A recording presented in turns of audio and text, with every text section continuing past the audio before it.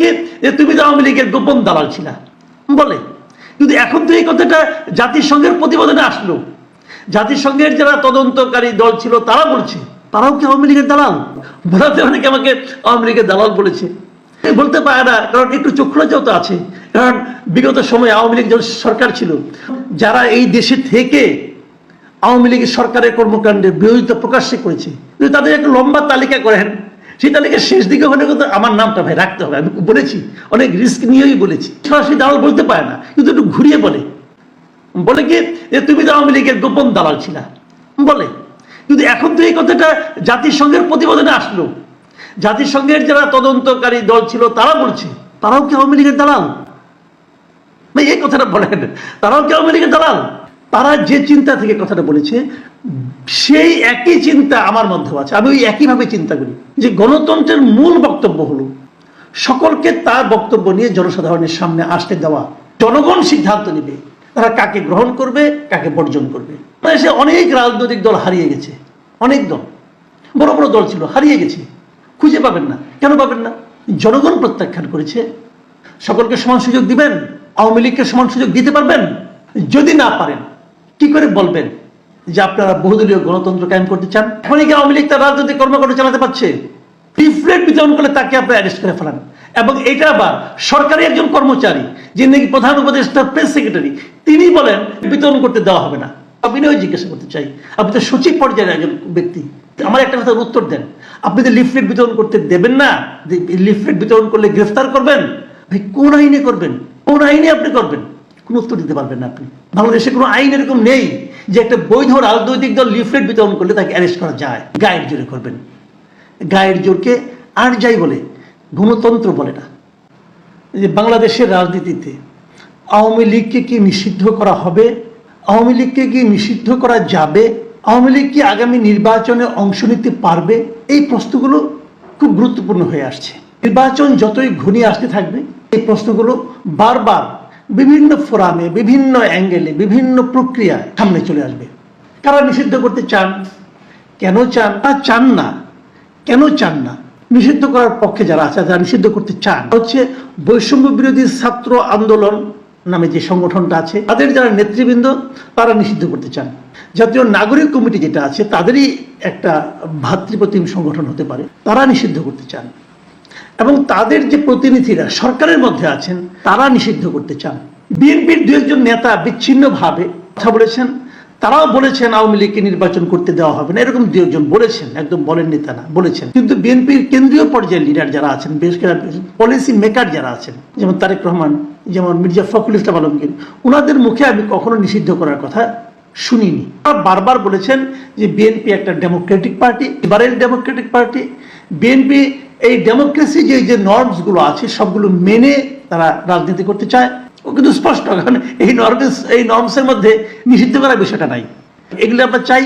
এবং তারপর কোনো পলিটিক্যাল পার্টিকে নিষিদ্ধ করা হবে কি হবে না, এটা জনগণের ব্যাপার।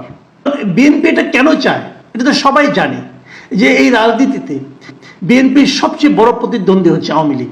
15 বছর 16 বছর ধরে বিএনপি বাংলাদেশের রাজনীতিতে সবচেয়ে বেশি অত্যাচারিত, নির্যাতিত হয়েছে আওয়ামী লীগের কাছে। তারপরও বিএনপি কেন চায় না, বিএনপি কেন আওয়ামী লীগের নিষিদ্ধ চায় না? এবং এই প্রসঙ্গে আসে যে কে কে চায়। জামাত মাঝে মাঝে চায়, মাঝে মাঝে চায় না। আমি যদি হিসাব করি তাহলে 40% সময় তারা চায় না, বলে এটা আমার কিছু করার নাই, যা হবার হবে। 60% ক্ষেত্রে তারা বলে, তাদের নেতারা বলেন যে আমরা এটা নিষিদ্ধ চাই। আর সরকারের আগেই বললাম যে উপদেষ্টাদের মধ্যে 3 জন উপদেষ্টাকে বলতেই শোনা গেছে লীগকে নিষিদ্ধ করতে চায়, আওয়ামী লীগ নির্বাচনে অংশ নিতে পারবে না। এই নিয়ে তারা হুঙ্কারও দিয়েছেন। এর কাছে একটা ইন্টারভিউ আসিফ মাহমুদ সজীব ভুঁইয়া স্পষ্ট বলেছেন আওয়ামী লীগকে নিষিদ্ধ করার জন্য নানা প্রক্রিয়া সরকার শুরু করে দিয়েছে। কিভাবে শুরু করলো আমি জানি না। কয়েক মাস আগে আমরা প্রফেসর ইউনূসকে শুনেছি, উনি বলেছেন, বিভিন্ন ফোরামে বলেছেন, বিভিন্ন মিডিয়াকে বলেছেন কোনো রাজনৈতিক দলকে নিষিদ্ধ করার কোনো ইচ্ছা তাদের নাই। বলেছেন উনি বলেছেন যে ওনারা কোনো রাজনৈতিক দলকে নিষিদ্ধ করতে চান না। যেমন ধরেন বিভিন্ন দেশের দূতাবাসে যারা নাকি কর্মকর্তা আছেন, পররাষ্ট্র মন্ত্রণালয়ে গেছেন, যে সেখানকার যারা পররাষ্ট্র মন্ত্রণালয়ে যারা পররাষ্ট্র উপদেষ্টা আছেন কথা বলেছেন, সেখান থেকে বের হয়ে যখন সাংবাদিকে তাকে জিজ্ঞাসা করেছে আওয়ামী লীগের নিষিদ্ধ করার সম্পর্কে, স্পষ্ট বলেছেন যে আমরা চাই না, আমরা চাই যে সকল দল নির্বাচনে অংশ নিক। সকল দল অংশ নিয়ে একটা শান্তিপূর্ণভাবে একটা ইলেকশন হোক, এটা তারা বলেছেন। যুক্তরাষ্ট্রের যে মার্কিন পররাষ্ট্র দপ্তর তাদেরকেও প্রশ্ন করা হয়েছে, তারাও একই কথা বলেছেন, শুনে তারপরে যারা হয় এবং সবাই যেন নির্বাচনে অংশ নেওয়ার সময় নির্বাচনী প্রচারণায় সমান সুযোগ পান, এমন কথাও বলেছেন। তাহলে এই গ্রুপটা কেন তার নিষিদ্ধ চাচ্ছে? শেষ পর্যন্ত তারা নিষিদ্ধ করতে পারবে কিনা? দেখুন, গতকাল যে ওই গাজীপুরের ঘটনায় ছাত্র আন্দোলনে একজন মারা গেল, ওই আকম মোজাম্মেল হকের বাড়িতে যে এই ঘটনা, সেখানে আবুল কাশেম নামে একজন লোক ছাত্র আন্দোলনের মেম্বার ছিলেন, তিনি মারা যান। মারা যাওয়ার পর ওনার বুধবার দিন রাতে ওনাকে নিয়ে, ওনার কফিনটা নিয়ে মিছিল হয়, এর থেকে শাহবাগ পর্যন্ত সেই মিছিলটা আসে, তাদের জানাজা হয়। এবং জানাজা হওয়ার আগ মুহূর্তে সেখানে দাঁড়িয়ে কিন্তু এই বৈষম্য বিরোধী ছাত্র আন্দোলন এবং জাতীয় নাগরিক কমিটির নেতারা বক্তব্য দেন, এবং সেখানে বক্তব্য দেন হাসনাত আব্দুল্লাহ, তারা সবাই বলেন যে তারা আওয়ামী লীগকে নিষিদ্ধ করেই ছাড়বেন।